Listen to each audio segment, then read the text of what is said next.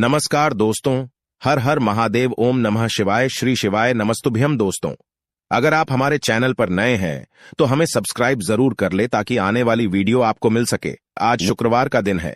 शुक्रवार का दिन धन की देवी लक्ष्मी जी को समर्पित है। इस दिन पूजा करने से लक्ष्मी जी प्रसन्न होती है। जिन लोगों के जीवन में धन की कमी या धन का संकट बना हुआ है, वे इस दिन लक्ष्मी जी की विधि पूर्वक करने से इन समस्याओं से छुटकारा पा सकते हैं।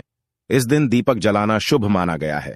शुक्रवार को लक्ष्मी जी के नाम से दीपक जलाने से घर का वास्तु भी ठीक होता है और नकारात्मक ऊर्जा नष्ट होती है।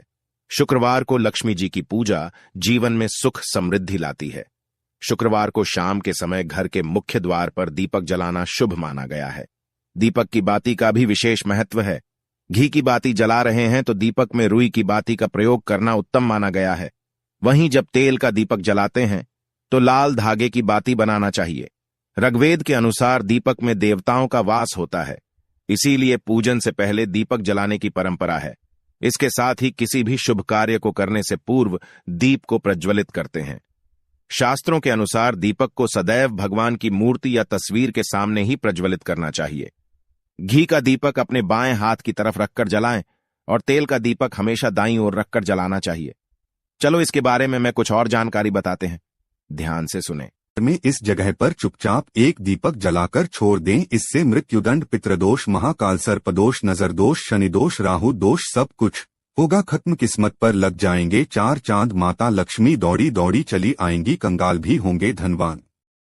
दोस्तों, आज हम आपको बताएंगे दीपक जलाने के कितने ज्यादा फायदे आपको अपने जीवन में मिलते हैं और किस प्रकार आपको दीपक जलाना चाहिए, कौन सी दिशा में, जिससे आप बहुत ज्यादा तरक्की प्राप्त कर सके और अपने जीवन में सभी बाधाओं को खत्म कर सके। सबसे पहली बात तो आपको ध्यान में रखनी चाहिए कि अपने घर के मंदिर में रोजाना ही आपको दीपक जलाना चाहिए। कभी भी ऐसा नहीं होना चाहिए कि आपने दीपक ना जलाया हो, क्योंकि घर के मंदिर में रोजाना दीपक जलाना बहुत ही जरूरी होता है। इसी से आपके घर से सभी नेगेटिव एनर्जी है। अगर आप कोई भी दीपक नहीं जलाती हैं घर के मंदिर में या फिर अपने घर में शाम के समय, तो इससे आपके घर का वातावरण बहुत ज्यादा नेगेटिव तो होता ही है। आपके घर की परेशानी भी बहुत ही ज्यादा बढ़ने लगती है। घर का जो मुखिया होता है उसे बहुत ज्यादा ही मेहनत करनी पड़ती है। इसकी वजह से परेशानी, डिप्रेशन और टेंशन में घर का मुखिया पहुंच जाता है। शाम का समय हिंदू धर्म में बहुत ही ज्यादा महत्वपूर्ण माना जाता है और जो लोग शाम के समय कभी भी घी का दीपक या फिर तेल का दीपक अपने घर में नहीं जलाते हैं तो उनके घर में हमेशा ही मुसीबत बनी रहती है। यानी कि एक मुसीबत से निकलते हैं तो दूसरी मुसीबत में उससे पहले ही फंस जाती है और हमेशा ही धन की समस्याएं, परेशानियां बढ़ती रहती है। उनके जो बच्चे होते हैं वो भी उनके खिलाफ होने लगते हैं, उनका कहना बिल्कुल भी नहीं मानते हैं। इसी तरह से घर का पूरा माहौल ही दुखपूर्ण होने लगता है। काफी लोग इन चीजों को मानते भी हैं लेकिन जानते हुए भी उपाय नहीं कर पाते हैं और भूल जाते हैं। उन्हें इन चीजों से होने वाले नुकसान के बारे में पता नहीं होता है। इसीलिए रोजाना आपको एक घी का दीपक या फिर तेल का दीपक जलाना बहुत ही जरूरी होता है। अगर आप नहीं जला सकते हैं तो कोई और व्यक्ति भी आपके घर में दीपक जला सकता है, लेकिन रोजाना दीपक जलाना बहुत ही जरूरी होता है। इसी से आपकी सभी नेगेटिव एनर्जी से हमेशा बाहर रहती है। दोस्तों, शाम का समय ऐसा होता है जिससे समय नकारात्मक ऊर्जा ये बहुत ही ज्यादा प्रबल होती है और आपके घर में प्रवेश कर जाती है। ऐसे में अगर आप घर में या घर के मंदिर में दीपक नहीं जलाते हैं तो नेगेटिव एनर्जी आपको बहुत ही ज्यादा परेशान करती है, आपके सभी काम बिगाड़ने लगती है। जिस समय सूरज डूब जाता है उसी समय ये नेगेटिव एनर्जी ज्यादा प्रबल हो जाती है। उसी समय आपको मुंह हाथ पैर धोकर दीपक जलाना चाहिए। अगर आप खुद नहीं कर सकते हैं तो कोई और व्यक्ति भी आपके लिए ऐसा कर सकता है। दोस्तों, अब जिस घर में बहुत सारे लोग बीमार रहते हैं या फिर बीमारी कभी भी ठीक नहीं होती है तो ये भी एक संकेत होता है कि आपके घर में बहुत ही ज्यादा नकारात्मक ऊर्जा आए हैं, जो परेशानियों को, बीमारियों को, मुसीबतों को बहुत ही ज्यादा बढ़ा रही हैं। इन सभी चीजों को खत्म करने के लिए आपको अपने घर में जब सूरज ढल जाता है तो उस समय घी का दीपक या फिर सरसों के तेल का या फिर तिल के तेल का दीपक भी पूर्व दिशा में आप जला सकते हैं। लेकिन रोजाना इन चीजों को करना बहुत ही जरूरी है, तभी आपको इसके लाभ मिल पाती है। अगर आपके घर में धन से जुड़ी समस्याएं, नौकरी, बेबस आय से जुड़ी हुई कोई भी समस्याएं हैं, अगर ऐसी समस्याएं बहुत ही ज्यादा होती है तो आपको अपने घर के उत्तर दिशा में रोजाना ही घी का दीपक जलाना चाहिए। इससे एक भी दिन आप मिस ना करें। अगर आप रोजाना उत्तर दिशा में घी का दीपक जलाते हैं तो इससे आपकी धन से जुड़ी हुई समस्याएं खत्म हो जाती है। जिन लोगों को नौकरी नहीं मिलती है तो उनको भी नौकरी मिलने लग जाती है, और अगर वही व्यक्ति जिसको परेशानी है और वहीं अगर रोज दीपक जलाता है तो इससे मिलने वाले फायदे और भी ज्यादा हो जाती है। शाम के समय घी का दीपक या फिर तेल का दीपक जलाना बहुत ही जरूरी होता है। आप कभी भी इन चीजों को नजरअंदाज ना किया करें, क्योंकि इन्हीं से आपके जीवन में परेशानियां बढ़ जाती है और आपको मुसीबतों का सामना करना पड़ सकता है। आपको ये जानकर हैरानी होगी कि जो भी घी का दीपक आप जलाते हैं उससे जो निकलने वाली ऊर्जा ये होती है वो आपके घर में जब फैलती है तो इससे घर का माहौल एकदम से सुख में बनने लगता है, यानी कि पॉजिटिव होने लगता है। घर के सभी लोग शांति से रहने लगते हैं। इसी प्रकार से जो तेल का दीपक होता है ये भी जब जलता है तो इससे आपके आसपास जितनी भी नकारात्मक ऊर्जाएं हैं वो खत्म हो जाती है, क्योंकि इन दीपकों से निकलने वाली जो ऊर्जाएं होती है, धुआं होता है, वो नेगेटिव एनर्जी निकालता है और आपके आसपास की एनर्जी को पॉजिटिव बनाता है। तो ये बहुत ही जरूरी चीजें हैं। शाम के समय कभी भी आप इन चीजों को कभी मिस ना किया करें, तभी आप अपने जीवन में सफलता पा सकते हैं और आपकी जितनी भी मनोकामनाएं हैं वो भी पूरी होती है। दोस्तों, हम अपने घर के पूजा घर में पूजा पाठ करते हैं और मूर्ति आदि रखते हैं। दोस्त, मूर्ति का क्या महत्व होता है आज हम आपको इस वीडियो के माध्यम से बताने वाले हैं, जिससे घर के पूजा घर में एक साथ ये दो मूर्ति होती है, वहां पर बनता है राजयोग और दुनिया आपके कदमों में आ जाती है। कहने का तात्पर्य है कि आपको सर्व सुख प्राप्त हो जाता है, जिसकी आपने कल्पना की है, जिसकी आपने मनोकामना मांगी है। दोस्तों, घर के पूजा घर में हम पूजा करते हैं, पूजा पाठ करते हैं और पूजा पाठ के माध्यम से कुछ चीजें देखने और मनाने आदि का प्रयत्न करते हैं, ताकि हमें उस पूजा का फल प्राप्त हो जाए और हम उसी अनुरूप घर के अंदर मूर्ति आदि लगवाते हैं, ताकि हम उन देवी देवताओं का सुंदर मुख देख सके और उनका आशीर्वाद प्राप्त कर सके। लेकिन दोस्तों, अगर हम अपने घर के पूजा घर में इन मूर्तियों के साथ अन्य मूर्तियां भी रखते हैं तो निश्चित तौर पर हमारी किस्मत बदल जाती है और देखते ही देखते हमारे जीवन के अंदर की सारी कंगाली समाप्त होने लगती है। दोस्तों, बात करते हैं उन मूर्तियों के बारे में कि आखिर कौन सी दो मूर्तियां एक साथ में आपको रखनी चाहिए ताकि उसका सच्चा सर्वसुख आपको प्राप्त हो सके। और सबसे पहले अगर हम किसी मूर्ति की बात करें तो दोस्तों, अगर आप श्री कृष्ण के भक्त हैं और बाल गोपाल की मूर्ति रखते हैं,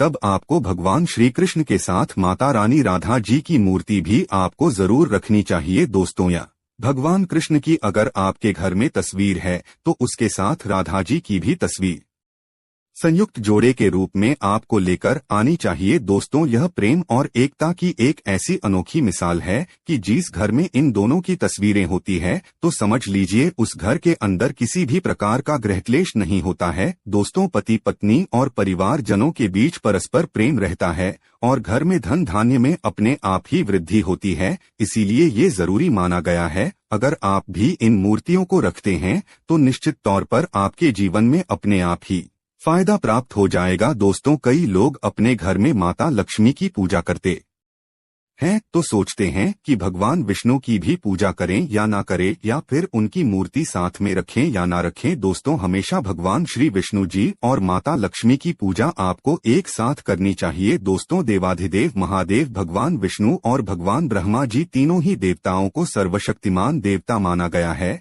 और 13 देवों में भगवान विष्णु जी को पूजा जाता है। तो अगर आप अपने घर के पूजा घर में लक्ष्मी नारायण जी की संयुक्त रूप में पूजा करते हैं तो निश्चित तौर पर आपके घर में दिन दुगनी रात चौगुनी वृद्धि देखने को मिलती है दोस्तों, इसीलिए आप भगवान विष्णु जी के साथ माता लक्ष्मी जी की पूजा करें। अगर माता लक्ष्मी की अकेली तस्वीर है तो आपको उनके बाएं तरफ भगवान श्री गणेश और भगवान श्री कुबेर जी की मूर्ति या तस्वीर अपने घर के मंदिर में जरूर लगाने चाहिए। अगर आप माता लक्ष्मी जी के बाएं तरफ भगवान श्री गणेश जी की मूर्ति लगाते हैं या तस्वीर लगाते हैं तो आपको निश्चित तौर पर लाभ प्राप्त होता है और देखते ही देखते आपके जीवन के अंदर की कंगाली समाप्त होने लगती है और धन प्राप्ति के लिए आपको लक्ष्मी गणेश जी की संयुक्त रूप से पूजा करनी चाहिए। माना जाता है माता लक्ष्मी धन देती है तो भगवान श्री गणेश रिद्धि सिद्धि का भंडार और वृद्धि का विकास करते हैं। इसी वजह से इनकी पूजा बहुत जरूरी मानी गई है।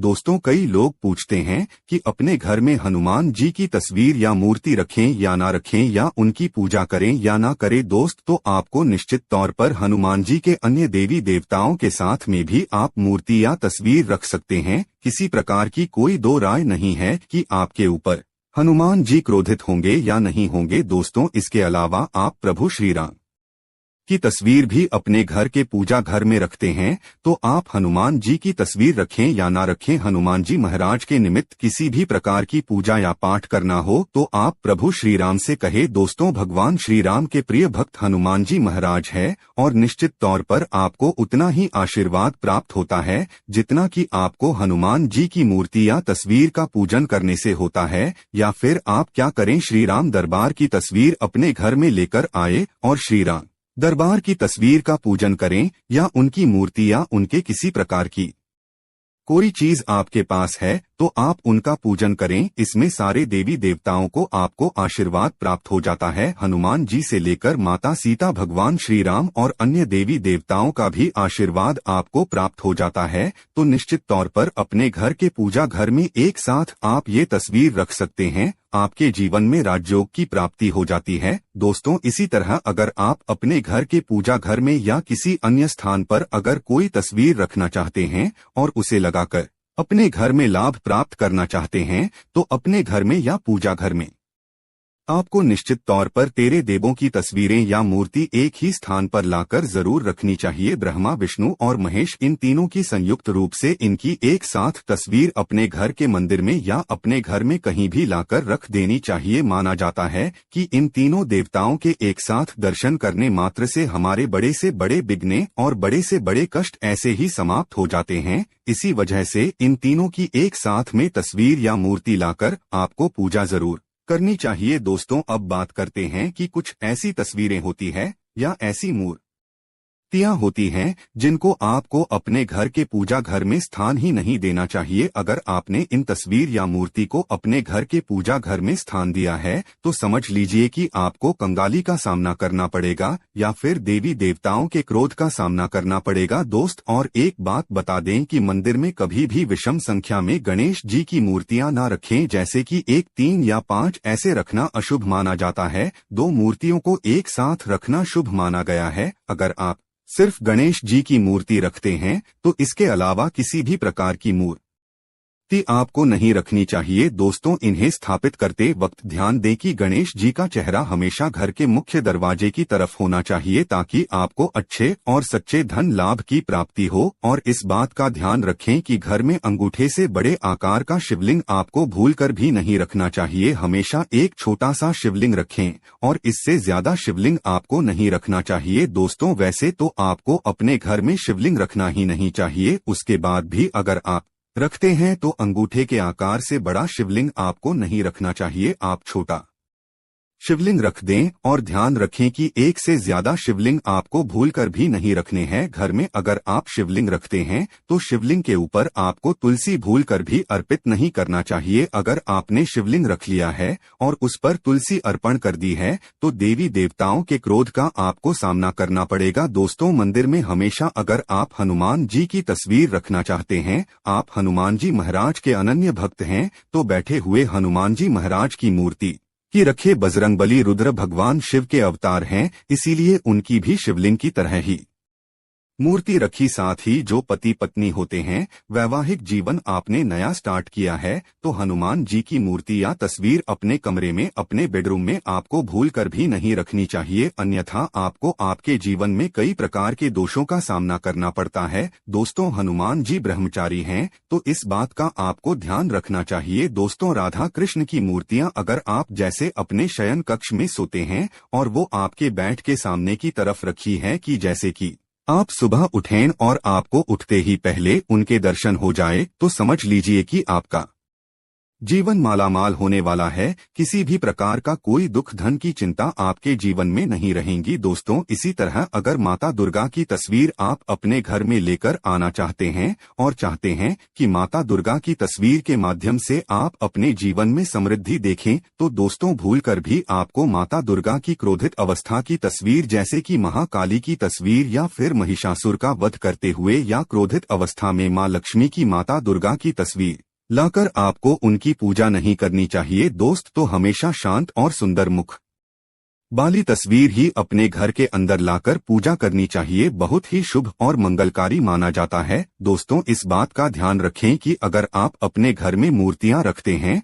तो आपको इनको भूलकर भी टूटे हुए चावल नहीं चढ़ाने चाहिए। बेहतर होगा कि आप हल्दी में चावल को पीला करके ही वो चावल चढ़ाएं, लेकिन टूटे हुए चावल आपको भूलकर भी माता लक्ष्मी को या अपने घर में देवी देवता को नहीं चढ़ाने चाहिए। दोस्तों, इसी तरह इस बात का भी ध्यान रखें कि अपने घर के मृत परिजनों या पूर्वजों को मंदिर में स्थापित न करें, ऐसा करना अशुभ माना जाता है। और अगर आप ऐसा लगातार कर रही है तो निश्चित तौर पर आपके परिवार के ऊपर दोष लग सकता है और पितरों का भी दोष लग सकता है। पितरों की पूजा एक अलग स्थान पर की जाती है, घर के मंदिर में उनको स्थापित नहीं किया जाता है। दोस्तों, इसी तरह भगवान की तस्वीर या भगवान शनिदेव की, राहु केतु के इस प्रकार की तस्वीरें अपने घर में ही नहीं लेनी चाहिए। प्रतीकात्मक रूप से आप घर के पानी रखने के स्थान पर उनकी पूजा कर सकते हैं, क्योंकि इनकी साधना तंत्र मंत्र और विशेष महत्व द्वारा की जाती है। घर के अंदर आप ऐसे ही इनकी पूजा पाठ